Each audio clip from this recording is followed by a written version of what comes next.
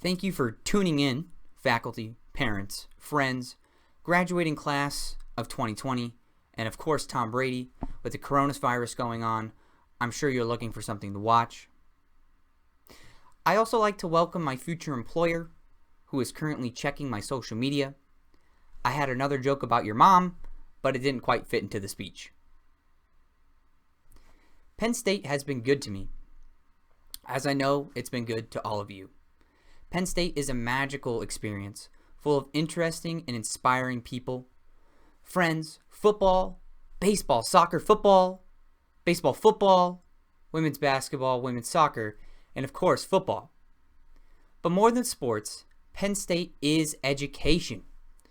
Whether you're sitting in Professor Chudowicz's 304 class, not on your phone, or fighting the urge to go to the bathroom during one of his lectures, we all learned something about economics during our time here at Penn State.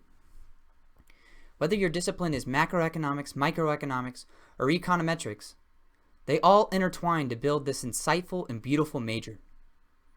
A common figure that comes up in economics almost every day is our leader, Jerome Powell, the head of the Federal Reserve.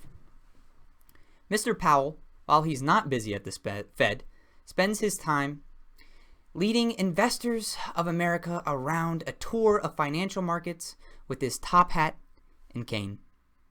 The first stop on the tour is the money room.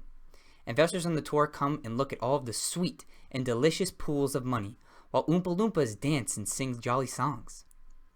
After enough excitement is drawn up, Mr. Powell takes the investors into the back to show them all of the new inventions that keep the chocolate coming. Mr. Powell's got a new toy in the back, but it's not the everlasting gobstoppers, and it's definitely not a money printer. It's a new shiny machine called quantitative easing. This machine can save the economy, make everyone's lives better. The investors love it, and they line up to receive some sweet chocolate. Much like the everlasting gobstopper, the chocolate from the machine will never fade away. You can eat half the bar, and in the morning, the bar will be whole again. If I've learned anything at Penn State, unlimited chocolate beats sitting in the unemployment line.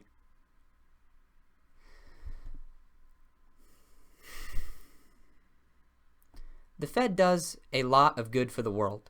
Mr. Powell lives his life serving the dual mandate. The dual mandate focuses on unemployment, creating stable prices, and moderating long-term interest rates. The dual mandate is a goal that the Fed has been following since 1977. Some think that the Fed should change the name of the mandate, as it does have 3 mandates. But with all the things going on in the world right now, it's better to not inflate the issue. Maybe it'll come up the next time Tom Brady is in the news. Like Tom Brady, the class of 2020 are champions. Real champions have real goals.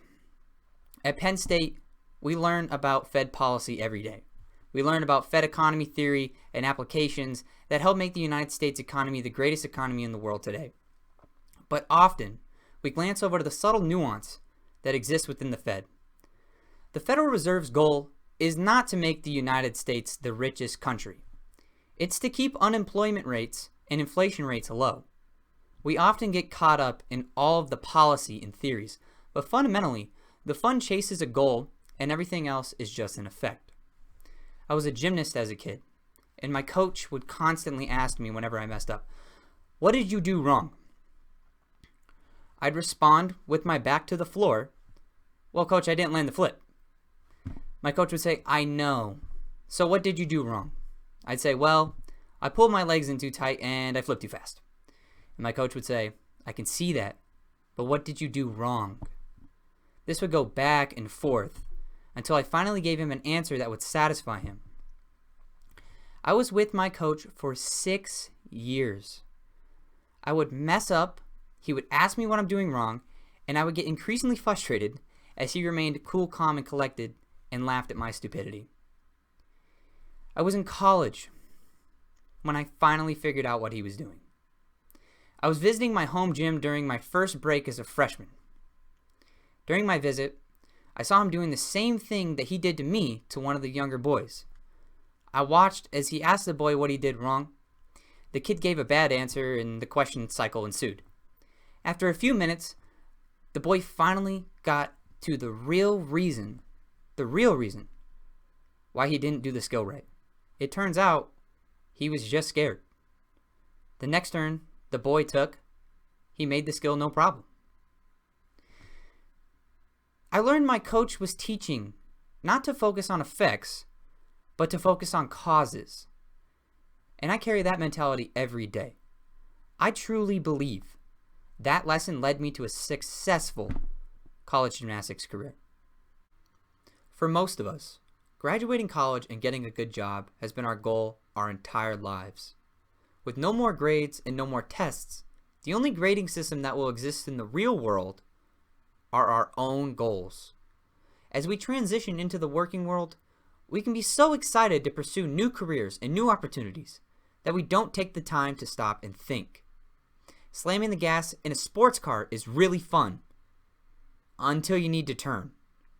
So take the time to think. Take the time to set goals. Take the time to know where you are going. But be careful of focusing on outcomes. Just think of a test. You can get a great grade on a test, while at the same time learn nothing. An outcome we are all familiar with is monetary success. Monetary success is often portrayed as success, but I argue monetary success is just an effect of your desire to be the best that you can be. If you change nothing and accomplish nothing else than what you have right now, but you find monetary success, will you be satisfied? Lottery winners say no. Monetary success exists with a counterintuitive nature. When you chase it, you are less likely to find it. Instead, if we focus on our goals and aspire to be the best we can be, real fulfillment and success will find you. I leave you with this. Use your education any way you can. Be like the Fed and use my coach's advice. Set your goals.